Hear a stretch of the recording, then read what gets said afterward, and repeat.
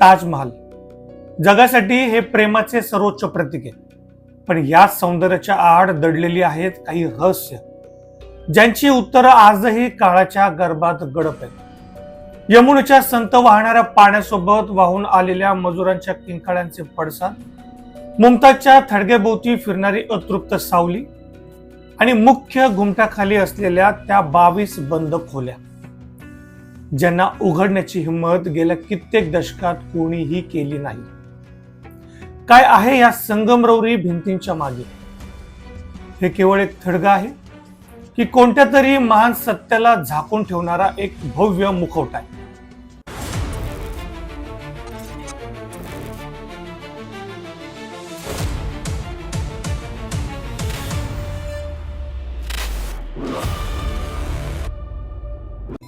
नमस्कार मित्रांनो, मी प्रमिल क्षेत्रे.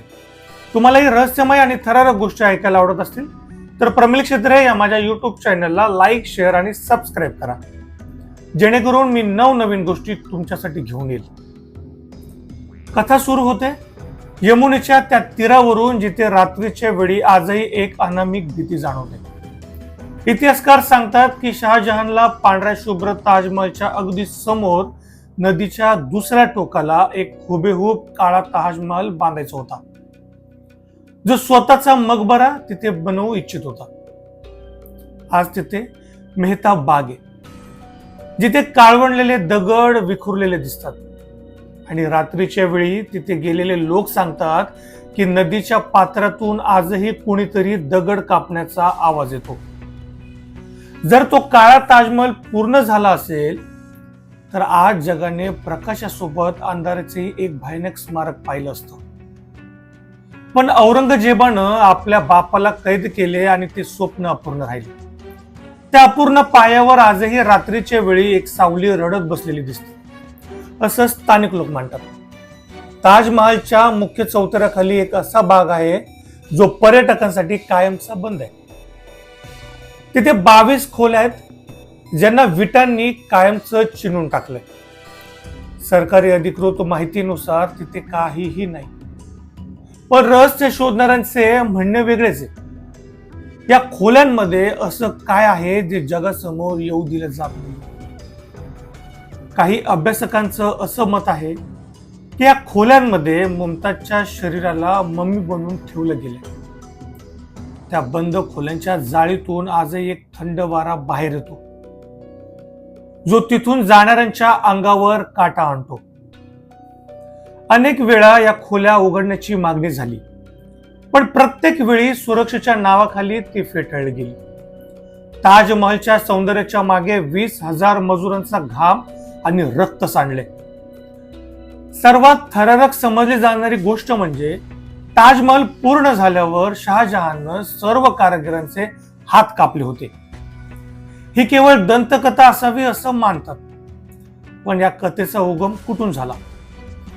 असं म्हटलं जातं की त्या मजुरांनी शपथ घेतली होती की ते पुन्हा असे काहीही निर्माण करणार नाहीत. पण काही जुन्या नोंदीनुसार ताजमहलच्या कळसावर एक असा बिंदू आहे जिथून पावसाचे पहिले पाणी थेट थडग्यावर पडतं.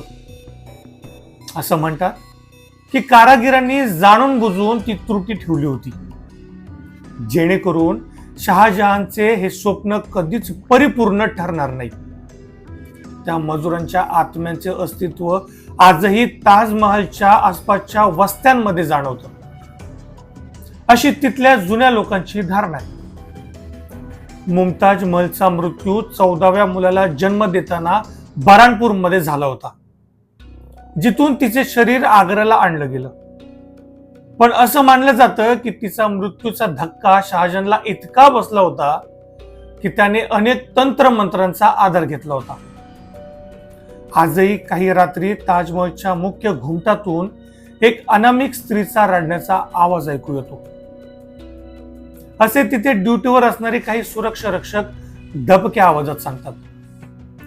हे प्रेम होतं की कुणाचं तरी दुःख, जे आजही त्या भिंतींमध्ये अडकून पडले? सर्वात मोठा वाद आणि रहस्य म्हणजे ताजमहलच्या अस्तित्वाचा मूळ आधार.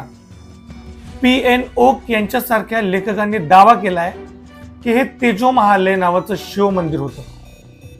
कार्बन डेटिंगचे काही अनधिकृत अहवाल सांगतात की हे बांधकाम शहाजहानच्या काळापेक्षा कितीतरी जुने. ताजमहलच्या वरच्या मजल्यावर अनेक बंद दरवाजे जे लाकडी आहेत.